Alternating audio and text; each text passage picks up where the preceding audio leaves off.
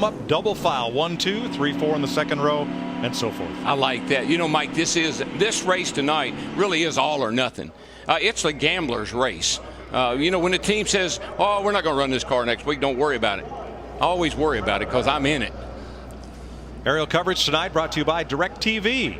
Now get over 130 of your favorite channels in high definition.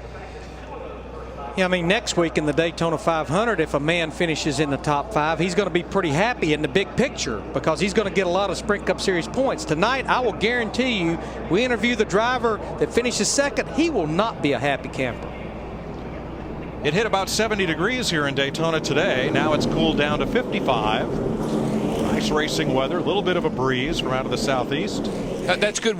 It is good racing weather. The engines will make good power with that kind of ambient temperature. The track's going to have good grip in it. Tire wear shouldn't be a problem. It should make for some good three-wide racing. I think that's what we're going to see all night. A number of new faces in this race, a lot of new colors. Team, sponsor, and manufacturer changes. We'll keep you up with those, and we'll have a full rundown on all of the drivers attempting to make the Daytona 500 when we bring you pole qualifying tomorrow afternoon here on Fox. And guys, trust me, heart rates are way up right now because there's a lot of unknowns here. A lot of unknowns about people in the race, what your car's going to do, a lot of unknowns. 1979, Busch Beer executive Monty Roberts created the Busch Clash, an opening race for pole winners. 9 drivers qualified for the first Busch Clash. It was a 20-lap sprint. Buddy Baker won $50,000, and there were 3 manufacturers represented. All the General Motors drivers ran Oldsmobiles, along with a Ford and a Mercury. Today, $200,000 to the winner from a purse of $1.2 million. And look who's back. Wait till they come by next time, Digger. Lights are out atop the pace car. You know what that means. Green flag this time by. Paul Menard, despite a practice crash yesterday, that car has been repaired. He keeps his pole draw spot and is ready to go from the front row on the inside of Elliott Sadler. Well, Darrell, for the first time in 2009, but for our 9th consecutive year of NASCAR on Fox, reach up there and pull those belts tight one more time, Saturday night style. That's why my voice goes way up. I've got the belts tight, baby. Boogity, boogity, boogity. Let's go racing, boys.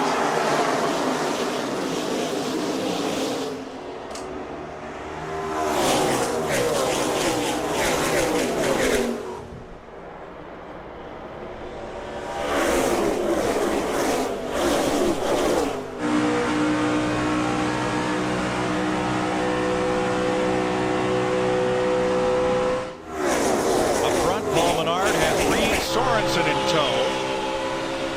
First 3 single file. Then Junior on the outside. Looks like Dale Earnhardt Jr. in that high lane is getting really a good push from Bobby Labonte in that 96 car. And we've seen that a lot here lately, that 2 cars on the outside, the way the draft works, you can really get a good run even with a lot of cars lined up on the bottom. I tell you, Bobby Labonte's car was really fast in practice. He had one of the fastest practice speeds of anybody. Kevin Harvick started in the back row. He's passed 6 cars on the way to the front. I'll be kind of interested to see how Jeff Gordon fares from back there in 28 starting spot, what his strategy will be.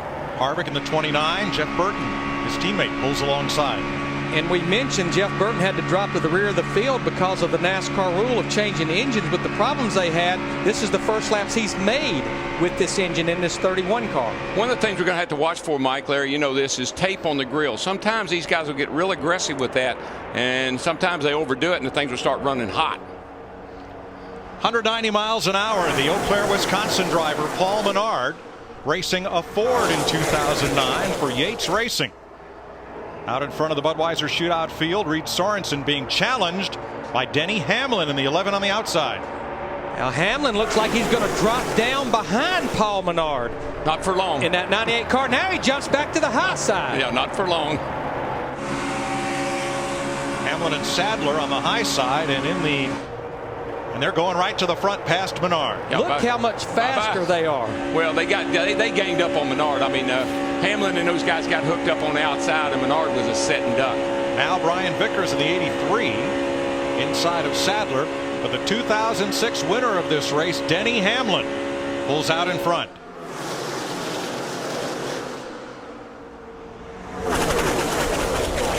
Of course, this first 20 laps doesn't really mean anything, you know. It's just to get to that break so you can mainly catch your breath. But how about Dale Earnhardt Jr. in that 88 car going for the lead? He's right beside Denny Hamlin at 11 on the backstretch. And I think the fans will let you know who's fighting for the lead. Boy, Kurt Busch in that 2 car was sideways. Casey Kane got into the back of him. Man. Sadler jumps down behind You're Junior. all clear. Won't hear that very often. All clear. Junior went to the front. We got trouble. David Reagan in the 6, Joey Logano in the 20. And Robbie Gordon. Scott Speed, the 82, and Greg Biffle are in it. Caution out. Well, that didn't take long. Logano had just come from finishing second in the ARCA 200 this afternoon. That's why he missed the drivers' meeting. They had a red flag in the ARCA race, and he was waiting for the race to finish out in his car on track. So he missed the meeting, had to start last, and he gets caught up in the first incident of the night along with Scott Speed and the 16 of Greg Biffle. Watch Speed. Logano in the 20 on the right underneath Jeff Gordon. That actually starts, I think, a little further up here. It does. Robbie Gordon in the 7 gets into the back of David Reagan in the 6, and it's the accordion effect from there.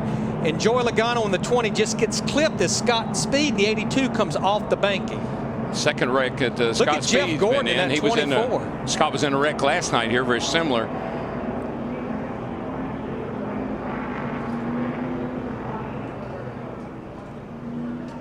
Watch the 24 of Gordon up high as this unfolds, snaking his way through it. Boy, look at that. Unbelievable. Jeff did an incredible job. I mean, that was, but to dodge those cars and weave his way through there like that at speed. Digger says, man, y'all woke me up. Get back in my hole. Y'all woke me up early.